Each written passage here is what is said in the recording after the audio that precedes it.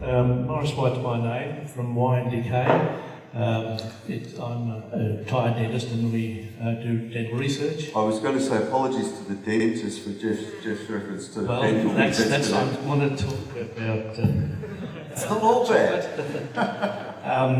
We probably know that sugars and starches are changed to acid by plaque bacteria. But what you perhaps don't know is that chocolate can help prevent tooth decay as long as it hasn't got sugar in it. And I was wondering what your comment would be whether sweet manufacturers should be trying to produce something like that to chew before they eat sweets to protect their teeth while they're eating the sweet. Now, it's much more complex than that, but tooth decay is our biggest disease, the most common disease. It costs about $8.3 billion to treat dental diseases each year, and there's half our population, that's about 11 million people a year, develop tooth decays. And the sweet industry could do something about it. What do you think they should be doing? Should they try and do something about it? That's opportunity and adversity. I think there's a really good opportunity perhaps for a brand to specialise in that, and there's a lot of different brands in confectionery. I think it's a really growing part of confectionery, actually, a lot more healthier products, etc. But largely for a company like us, we are all about the pleasure of, and I know you can combine the two, but one of the things people love about confectionery is sugar itself. The number one confectionery product in the world is the M&M by the number one company in the world. Mars, caramel, for example, with chocolate is one of the best, most popular combinations. So I think for us, it's, we don't have to reinvent the wheel on confectionery. That's not going to be our thing, but I think it's a good idea that absolutely there's an opportunity there for the right company to do that, yeah. We're about to start making our own chocolate from the raw materials, so we're very much looking at how we can innovate in this area. But it may not be completely moving away from sugar. It might be going back to genuine raw sugar. I should catch up with you after. Okay, this is how we make connections here. You two talk to each other. I'm sure there's an opportunity will arise. Thank you, Morris. We did have a question here. Good morning, everybody. My name's Tim Gauci. I was a former Senior Trade Commissioner and Consul General offshore in Europe and Asia, so I've seen a lot of, the domestic challenges and also Australian companies offshore. I have a question and a comment. A comment firstly for the Minister's perspective. Recently, Auscham raised some money, government money, to run YouTube videos on successful companies and use the YouTube and social media to spread the message. It was very successful and it was a great initiative, and that was done out of Auscham, I think, in Thailand. One of my clients is the Thai government. Jeff, you raised this before about needing to outsource high volume, low value work to places where it can be done successfully and bring it back and use the Australian capability and technology. My question is, do you think people find it too difficult to do that? Because, it's not, but in your opinion, do you think companies find it too difficult to go over there and identify the companies and do that sort of work?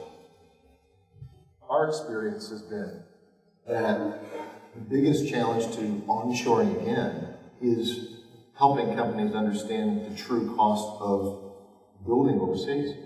So they too often have the accountants looking at piece price and not looking at the flights over and the quality issues and the total cost of product quality or poor quality.